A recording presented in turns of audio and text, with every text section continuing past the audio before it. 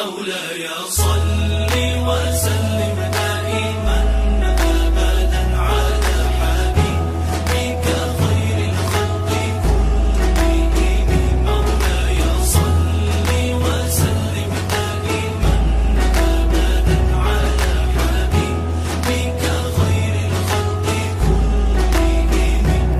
Hello বন্ধুরা, আসসালামু আলাইকুম। কেমন আছো সবাই? আশা করি তোমরা সবাই খুব ভালো আর সুস্থ আছো। আমরাও ভালো আছি। আজকে হচ্ছে রমজান মাসের প্রথম জুম্মা, তো যেহেতু প্রথম জুম্মা তো তার জন্য স্পেশাল কিছু বানাতে হবে। তো স্পেশাল কিছু বানাতে গিয়েই ভাবলাম যে বিরিয়ানি বানানো যাক। আর আজকে আমি করব হায়দ্রাবাদ স্টাইল বিরিয়ানি। তো তার প্রস্তুতি হচ্ছে, তোমরা দেখে বুঝতেই পারছো। বিরিয়ানির জন্য চিকেন করব, তো তার চিকেনের জন্য যে পেঁয়াজ ভাজছিলাম তার থেকে কিছু পেঁয়াজ তুলে রাখলাম, বিরিয়ানিতে বেরেস্তাতে দেওয়া হবে বলে। আর আমার বন্ধু ফজিয়া চলে এসছে, ওকে আমি নেমন্তন্ন করেছি। তো ইফতারিও করবে, সাথে ডিনারও করে নেবে। আসলে আমি প্রথম ভেবেছিলাম যে ইফতারিতে বিরিয়ানিটা রাখবো, কিন্তু বিরিয়ানি করতে অনেক টাইম লাগে বলে ইফতারিতে কিন্তু বিরিয়ানিটা হয়ে উঠতে পারিনি। তো আমরা দুজনে মিলে ইফতারি করা একসাথে করি, তো বেশ ভালো লাগে। আর আজকে আমি তোমাদের সাথে কোনো সেহেরি রুটিন শেয়ার করিনি, কারণ সেহেরিতে কোনো কিছু রেকর্ড করিনি। আমি ভাবলাম যে যেহেতু আজকে রমজান মাসের প্রথম জুম্মায় স্পেশাল ব্লগ করব, তো ইফতারি রুটিনটাই তোমাদের সাথে শেয়ার করি। তার জন্যই আমি শুধু ইফতারি রুটিনটাই শেয়ার করছি। আর এদিকে দেখো আমি ইফতারি প্রস্তুতি করছি, এদিকে আমি বিরিয়ানির প্রস্তুতি করছি। তো বিরিয়ানির জন্য মশলা টশলা ভাজা হচ্ছে। যেহেতু তোমাদের বললাম যে হায়দ্রাবাদি স্টাইল বিরিয়ানি করছি, তো তার জন্য পুদিনা, তারপর ধনেপাতা এইসব পেস্ট করে আমাকে দিতে হয়েছে, যাতে পুদিনার একটা ফ্লেভার আসে। কারণ হায়দ্রাবাদি বিরিয়ানিতে কিন্তু পুদিনার ফ্লেভারটা বেশি থাকে। তো সেরকমভাবেই আমি করার চেষ্টা করছি। ওই জন্য দেখো মশলা টশলা ওদিকে ভেজে দিয়েছি। এদিকে আমি ঘুগনির জন্য মটরটা ভাজছি। তো ঘুগনি করব না, যেহেতু ঘুগনি পছন্দ করে না ওরা, তো আমি ওই শুকনো শুকনো মটর ভাজাটাই করব। মটরটাকে আমি সেদ্ধ করে তারপরে মশলা দিয়ে শুকনো শুকনো ভাজা ভাজা করবো, তো আবার জল দেবো না। আর এদিকে আমি ভাজছি মুসুরি ডালের বড়া, পকোড়ি তো থাকবেই, কারণ দেখবে রোজা খুলে নোনতা জিনিস খেতে বেশি ভালো লাগে। আর এখন দেখো তোমাদের সাথে কথা বলতে বলতে আমার কিন্তু পকোড়াগুলো ভাজা হয়ে গেল, বড়াগুলো, মুসুরি ডালের বড়া বলি আমরা, তাই না? তো বড়াগুলো ভাজা হয়ে গেল। এবার শুধু ফলটা কাটবো। ফলটা কেটে আমি কিন্তু ইফতারির দস্তরখান রেডি করে নেব। তো ফলের মধ্যে আমি তরমুজটা তো রাখি, তরমুজটা খেতে খুবই ভালো লাগে। আর গরমকালে পানি জাতীয় ফল তো বারবার করে আমি তোমাদেরকে বলি যে তোমরা সবাই খাবে এখন, যে পানির কি বলে অভাবটা পূরণ করবে। তো তার জন্য একটা তরমুজ আমার দুদিন যায়, অর্ধেক অর্ধেক করে খাই। তো হাজব্যান্ড ডেলি মোটামুটি তরমুজ আমাকে এনে দেয়। তো এই তরমুজটা আজকে দুপুরবেলায় এনেছে, তো ফ্রিজে রাখিনি, এমনি ছিল রাখা। তো এবার দেখো দস্তরখান রেডি হয়ে গেছে, ইফতারির দস্তরখান রেডি। আর দোয়া পড়ছি, দোয়া পড়ে এবার রোজা খুলে নেব। আতিফ কিন্তু খেলতে গেছে, আর ওকে বলাই হয়েছে যে ইফতারির সময় তুই চলে আসবি, দেখবে এখন একটু পরে আসবে। আর রুহ আফজা শরবত করেছিলাম আজকে। তো ফল টলগুলো সাজিয়েছি, পকোড়া করেছি, আর মটরের যেই শুকনো শুকনো ঘুগনি মটর সেটা করেছি। ঘুগনি নয়, একটা শুকনো মটর। এই দেখো আতিফ চলে এসছে, এবার আমরা ইফতারিটা করে নেব। আর ওদিকে বিরিয়ানির রান্না বলতে মাংসটা হয়ে গেছে, মাংসটা বন্ধ করে দিয়েছি। বন্ধ না করলে তখন আবার ওদিকটা দেখতে পাবো না, কারণ ইফতারিতে একটু টাইম লাগে, তারপর আবার নামাজ পড়তে হয়। তো তার জন্য মাংসটা বন্ধ করা আছে, মাংসটা হয়ে গেছে, বন্ধ করে রেখে দিয়েছি। এবার শুধু বিরিয়ানির ভাতটা রান্না করে নিলে তারপর লেয়ার বসিয়ে দেবো। তো এটা যেহেতু হায়দ্রাবাদি বিরিয়ানি, তো এই বিরিয়ানিতে কিন্তু আলু দেবো না, আলু বা ডিম দেবো না। ডিম যদিও আজকে আমার কাছে ছিল না, তো ডিম দিলেও দিতে পারি, কিন্তু ডিম ছিল না বলে আমি ডিম দিইনি। শুধু আলুটাও দিইনি, আলু থাকে না। ডিম দিলেও দিতে পারো, কিন্তু ডিম দিইনি, আলুটাও দিইনি। তো আমাদের ইফতারি করার পরে নামাজ পড়া হয়ে গেছে। নামাজ পড়ার পরে আমি সঙ্গে সঙ্গে কিন্তু ভাতের জন্য পানি বসিয়ে দিলাম। এইদিকে দেখো মাংসটা হয়ে গেছে, খুব সুন্দর গন্ধ বেরিয়েছে, আর খুব সুন্দর টেস্টও হয়েছে। তো একটু লেবুর রস চিপে দিলাম, যাতে ভাত যখন হবে তখন একদম যেন ছড়া ছড়া হয়। আর এইসব জিনিস রান্না করলে দেখবে কিচেনের অবস্থা কিন্তু খারাপ হয়ে যায়, তাই কিচেনটা আমার একটু মেসি হয়ে গেছে, তোমরা কিছু মনে করো না, ইগনোর করো। আর এদিকে দেখো ভাতের জন্য পানিতে আমি দিয়ে দিয়েছিলাম গোটা গরম মশলা। এবার আমি ভাতটা দিয়ে দিচ্ছি, চালটা দিয়ে দিচ্ছি। চালটা দিয়ে দেওয়ার পরে ভাতটা লক্ষ্য রেখে নামিয়ে নিতে হবে। একটু শক্ত শক্ত করে না নামালে কিন্তু একদম বিগড়ে যাবে। বিরিয়ানির ভাতটা বানানোই হচ্ছে মেন। ভাত যদি নরম হয়ে যায় তাহলে বিরিয়ানির কোনো টেস্ট থাকে না। তো এখানে ওই জন্য আমরা দুজনে দাঁড়িয়ে আছি যে ঠিক সময় মতো করে যেন ভাতটা নামিয়ে নিতে পারি। আর এখানে খুব গল্পগুজব করছি। তো ফজিয়া একটু ক্লান্ত হয়ে গেছিলো আজকে, তো আমি ওকে বললাম যে একটু রেস্ট নিয়ে নাও, কিন্তু বললো না তুমিও আসো তবেই রেস্ট নেব। তো তার জন্য আমি কিন্তু দাঁড়িয়ে আছি, তো আমার সাথে সাথে ও দাঁড়িয়ে আছে, দুজনে মিশে আমরা মিলে এখন গল্প করছি। তো মানে ভাতটা লক্ষ্য রাখার জন্যই দাঁড়িয়ে আছে এখানে। ভাতটা হয়ে গেছে, এবার আমি মাঠটা ঝরিয়ে নিচ্ছি। তো মাঠটা ঝরাতে তো পারবো না, অনেক বড় হাঁডিটা দেখো, তো এইভাবে ছেঁকে নেবো, এইভাবে ছেঁকে নিলেই সুবিধা হবে।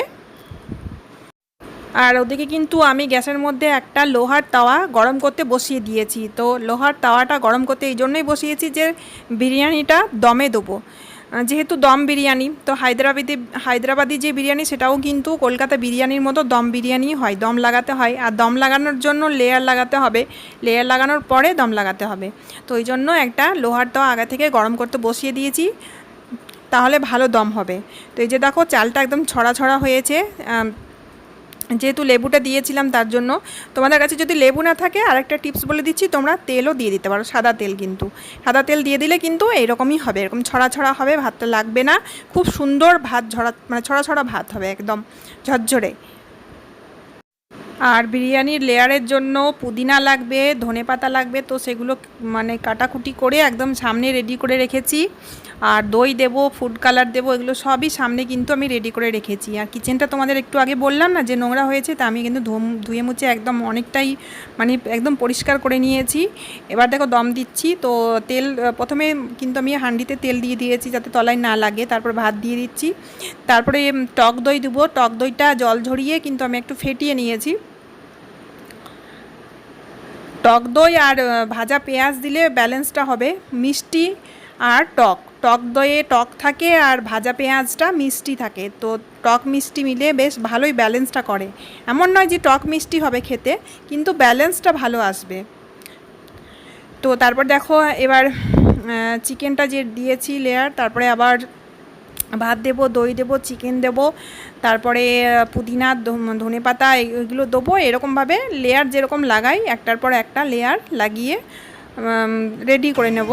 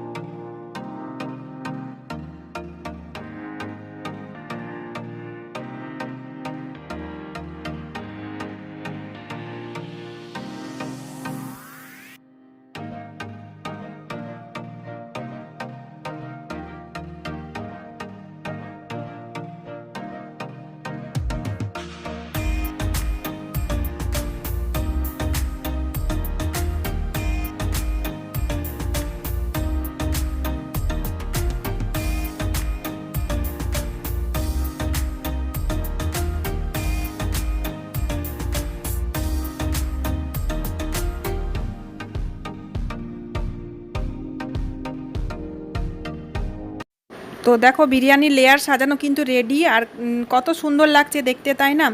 এবার এটা তো কাঁচা অবস্থায় রয়েছে, যেমন পুদিনা পাতা দিয়েছে, ধনে পাতা দিয়েছি, পেঁয়াজ দিয়েছি, তো এগুলো তো সব কাঁচা অবস্থায় রয়েছে। তো এবার দম লাগানোটা এই জন্য জরুরি। তো দম লাগানোর জন্য আমি দেখো সেই তাওয়াটা যেটা গরম করতে দিয়েছি সেই তাওয়াতে কিন্তু এখন আমি বসিয়ে দেবো। খুব টেস্টি হয়েছিল খেতে, একদম অন্য রকম স্বাদ ছিল, মানে আমাদের কলকাতা বিরিয়ানি থাকে তার থেকে একদম আলাদা রকম স্বাদ ছিল। এই জায়গায় বসিয়ে দিলাম 15 থেকে 20 মিনিট মতো আমাকে কিন্তু রাখতে হবে।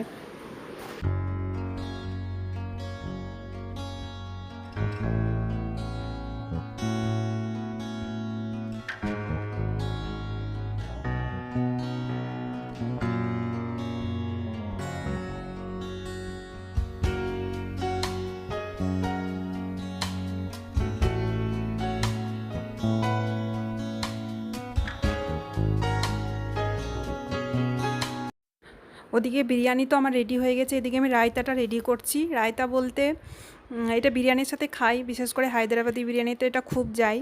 তো এটা কীভাবে বানাচ্ছি দেখো, যে শুকনো বুন্দিয়াগুলো হয় না, সেগুলো দিয়ে দই দিয়ে শুকনো পাউডার মশলা, জিরে পাউডার, ধনে পাউডার, একটু লঙ্কা গুঁড়ো, গোলমরিচের গুঁড়ো দিয়ে, লবণ দিয়ে, মানে এটা এরকমভাবে তৈরি করতে হয়। খুব ভালো লাগে খেতে। আর লাস্টে একটু পুদিনা পাতা ছড়িয়ে দিলাম, যাতে পুদিনার একটা ফ্রেশ ফ্লেভার আসে। তো এটাও রেডি হয়ে গেলে এবার আমরা খেয়ে নেবো।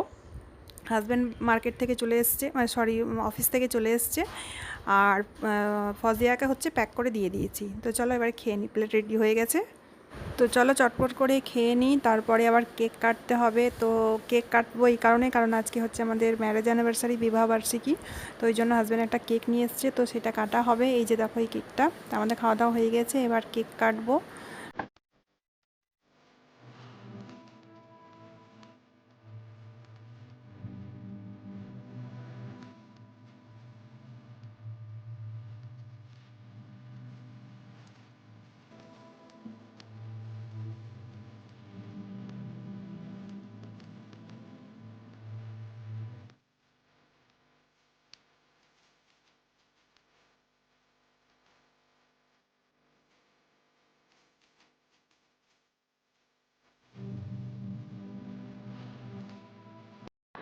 আর বন্ধুরা, আজকে দিনটা বেশ ভালোই কাটলো। তো আবারও তোমাদেরকে বলি, রমজানের প্রথম জুম্মা তোমাদের সবাইকে মোবারক। তো চলো আজকের মতো ব্লগটা এখানে শেষ করছি, আশা করি ভালো লেগেছে। আবার দেখা হচ্ছে নতুন ব্লগে। চলো টাটা, আল্লাহ হাফিজ।